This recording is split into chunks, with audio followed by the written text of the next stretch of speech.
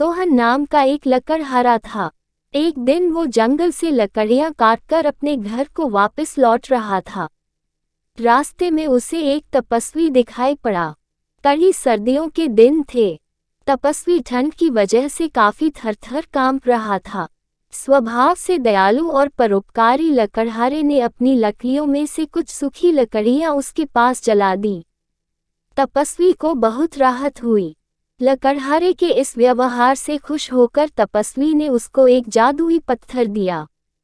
उस जादुई पत्थर का रहस्य समझाते हुए तपस्वी ने लकड़हारे से कहा कि जब भी उसे पैसों की जरूरत होगी वह किसी भी पेड़ से इस पत्थर को लगा देगा और एक मंत्र जो वह उसे देने वाले हैं वह पढ़ेगा तो वह पेड़ पैसों का पेड़ बन जाएगा। इस तरह से वह जितने चाहे पैसे अपने लिए बना सकता है और जरूरतमंदों की मदद कर सकता है और अपने अच्छे कार्यों को निरंतर चालू रख सकता है। तपस्वी ने लकड़हारे को एक मंत्र बताया और साथ में ये भी बताया कि यह मंत्र पेड़ को पैसों के पेड़ में रूपांतरित करने के लिए कितना जरूरी है। लकड़हारे ने तपस्वी का आभार प्रकट किया और वह अपने घर आ गया।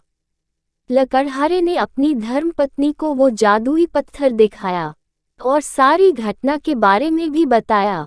सारी बात जानकर उसकी पत्नी भी बहुत खुश हुई।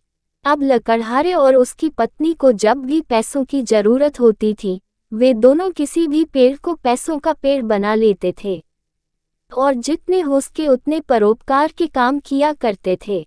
एक दिन उनके एक पड़ोसी ने उन्हें पेड़ को पैसों के पेड़ में बदलते हुए देख लिया। उसके मन में लालच आ गया। एक रात उसने वह पत्थर चुरा लिया। उसने पत्थर को किसी पेड़ से लगाया और इंतजार करने लगा कि वो पैसों का पेड़ बने, लेकिन ऐसा नहीं हुआ और उसे मंत्र के बारे में भी पता नहीं था। दूसरी तरफ लकड़हारा परेशान था। उसने पूरे घर में पत्थर को ढूंढा लेकिन उसे कहीं भी वो नहीं मिला। वह परेशान होकर तपस्वी के पास पहुंचा। तपस्वी ने अपनी शक्ति से चोर का पता लगा लिया। पत्थर उस लालची पड़ोसी के पास था। लालची पड़ोसी ये सोच कर पागल हो गया कि पत्थर काम क्यों नहीं कर रहा। लकड़हारे ने उस पत्थर को वापस पाया और तपस्वी को लौटा दिया और अपनी मेहनत से जितना संभव था उतना दान धर्म का काम करता रहा। इसीलिए कहते हैं कि चोरी करना बहुत बुरी बात है और अधूरा ज्ञान और जानकारी काफी हानिकारक होते हैं।